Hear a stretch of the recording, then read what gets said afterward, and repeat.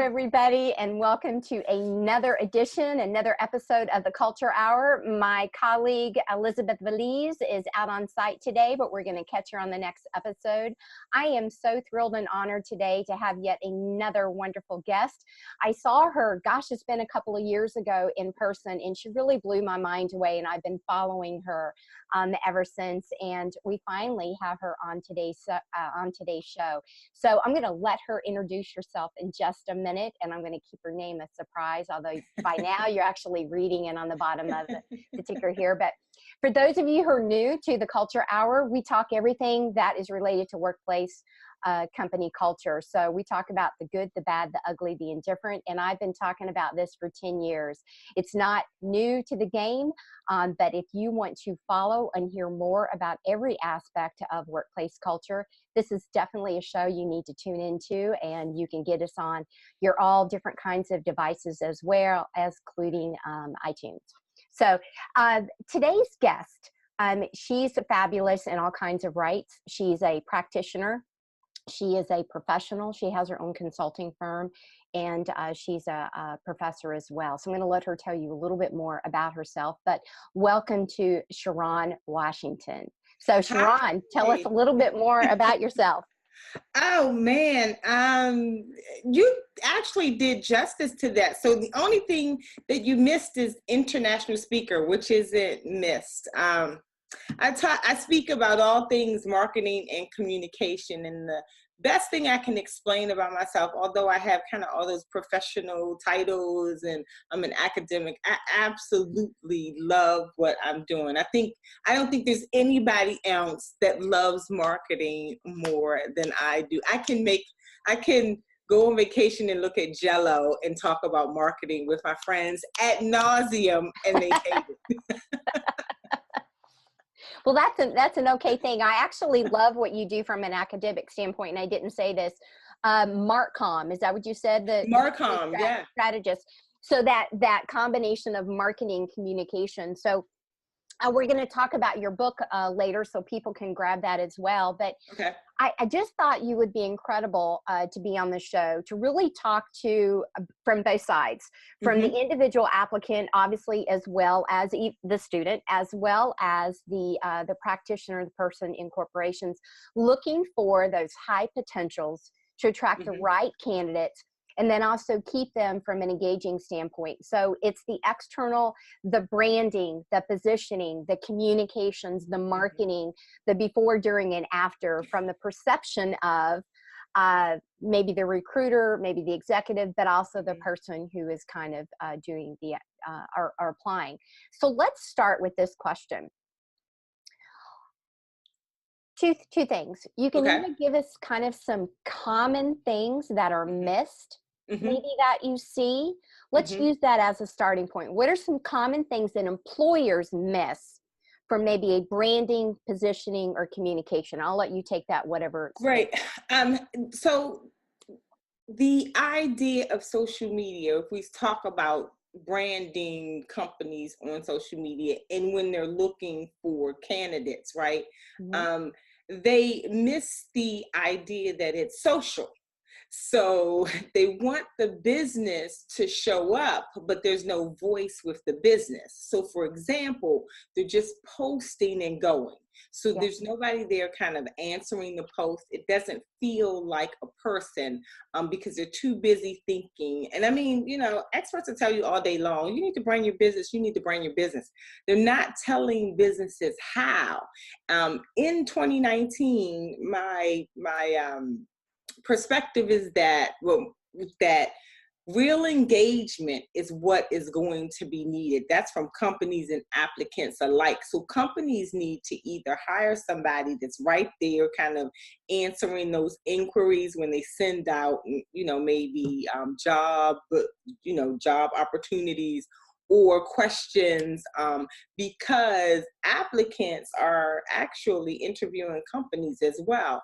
Another thing that I find that companies don't do so well is their actual positioning. So it's usually antiquated, the messaging is off, the look is off, and so it really doesn't even attract employees there. We're coming into a time frame where Gen Zers, so you got people born in the 2000s, Gen Zers want flash, and companies are having bad times retaining people and keeping these millennials and the Gen Zers kind of focused into the position or attracted to their position. So branding, how you look, what your environment's like, where you show up on social media is becoming important. On the other side, applicants are kind of doing the same thing, right? So I'm looking at LinkedIn these days, and the pictures are not engaging. So as an employer, I don't want to hire that. That's my first impression, right? It's not fair. It's stereotypical. However, we have biases, right? So, and we have to manage our biases. If nothing catches my attention, if that doesn't give me energy or the type of characteristics that I'm looking for in this job position, a business is going to pass you by. The second thing with applicants is that the substance that they provide on these social media platforms are sometimes lackluster, and so they have to be careful.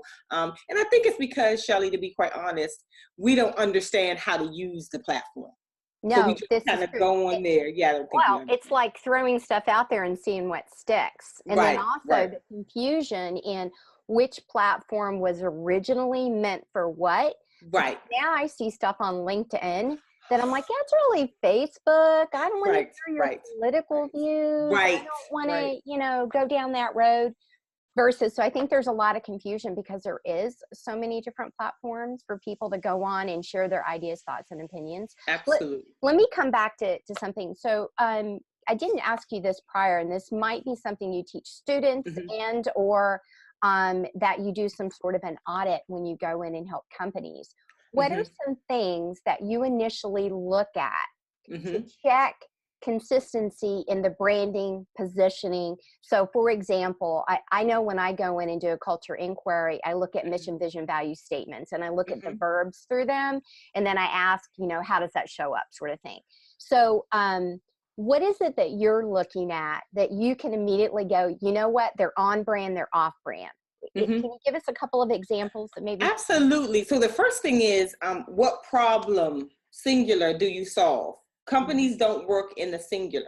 We're looking for experts with an expertise, not many expertise. So companies get offerings mixed up with the expertise that they provide. So I say that to say this, why this is important to branding, because if you can articulate the problem you solve, then people understand what you do, where they fit into your mission, value, and all of that. So the first thing I ask, company and individual, is what problem do you solve? Because that will help the applicant figure out, do I need to be there? That'll help the business figure out if the applicant needs to be there, right?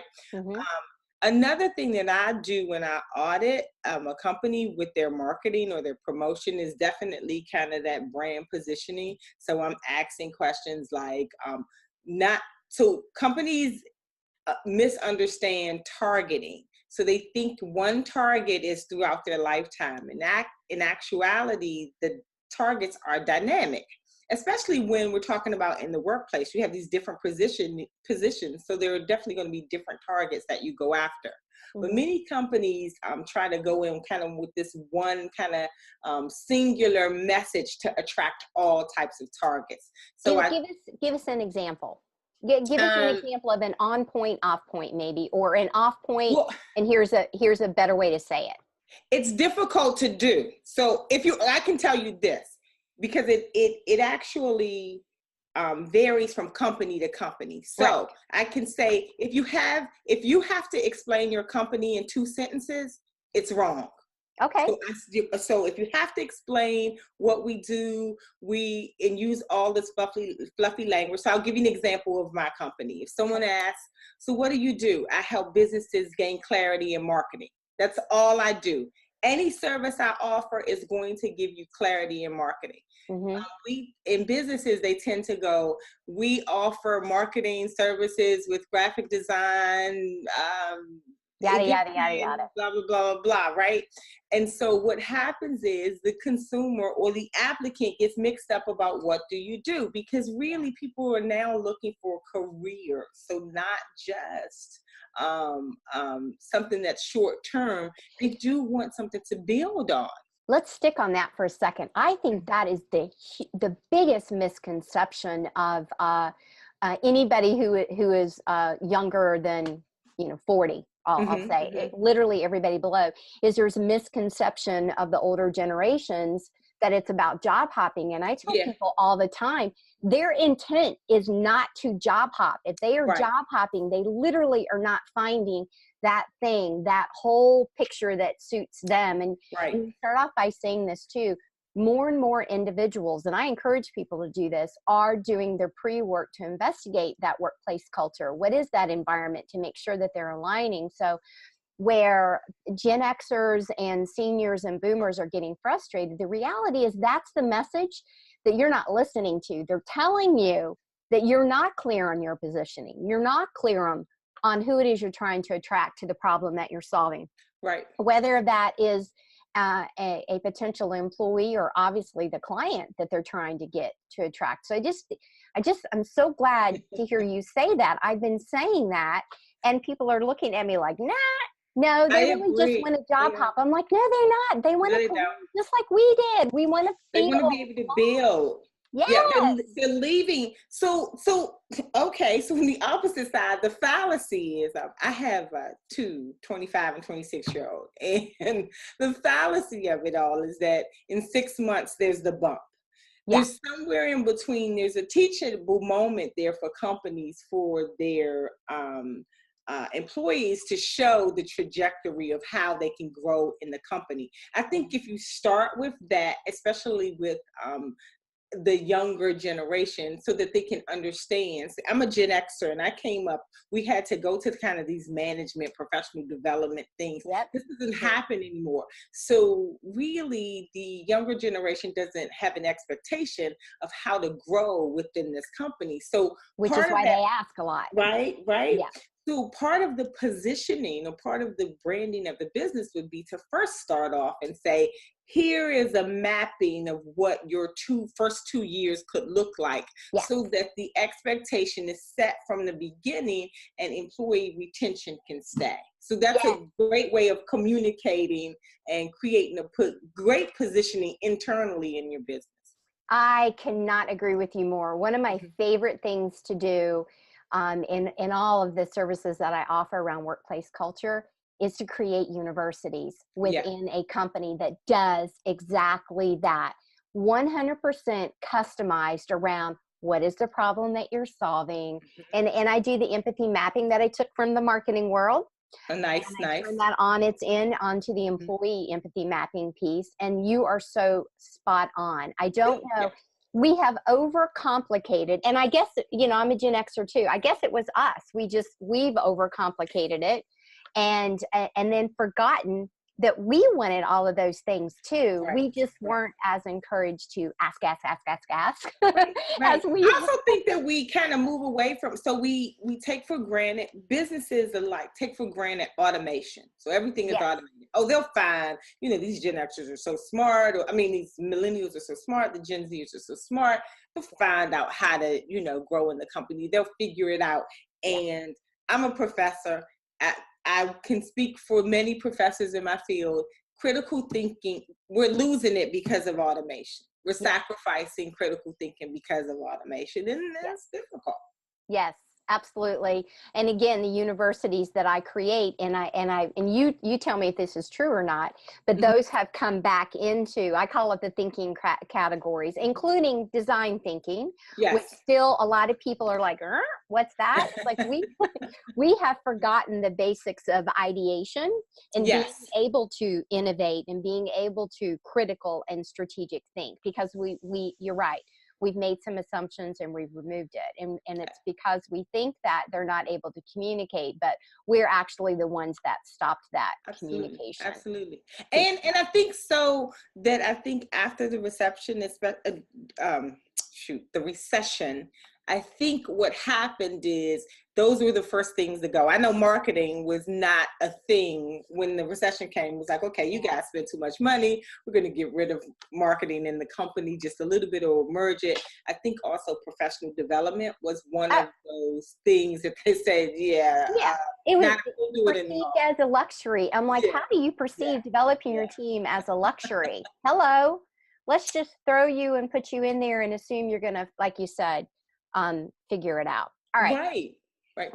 Okay, so what are let's talk about it from the academic side. Okay. What are some common questions that maybe you get from your students that are relevant to today's employer trying to attract? What are some things that they're confused about?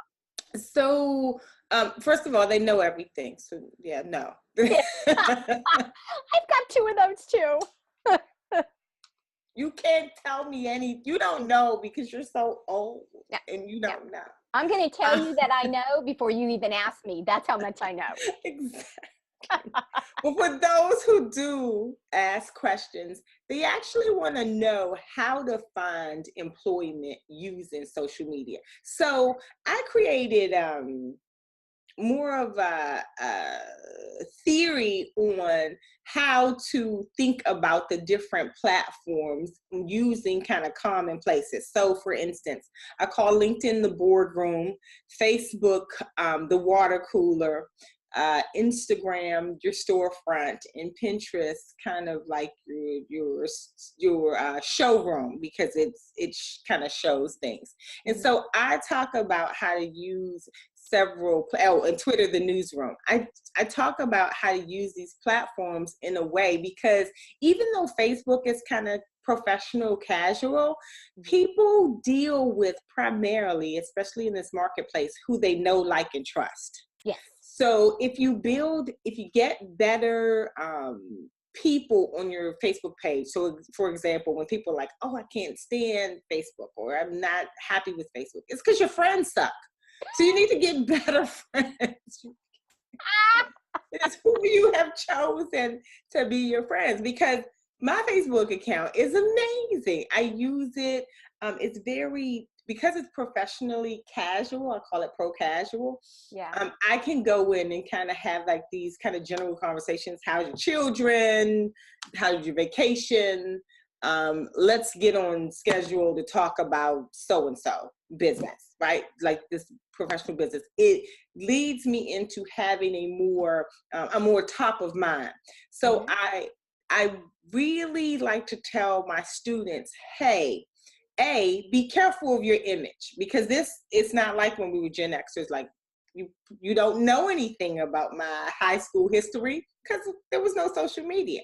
Yeah. But everything is kept historically, and it's going to come back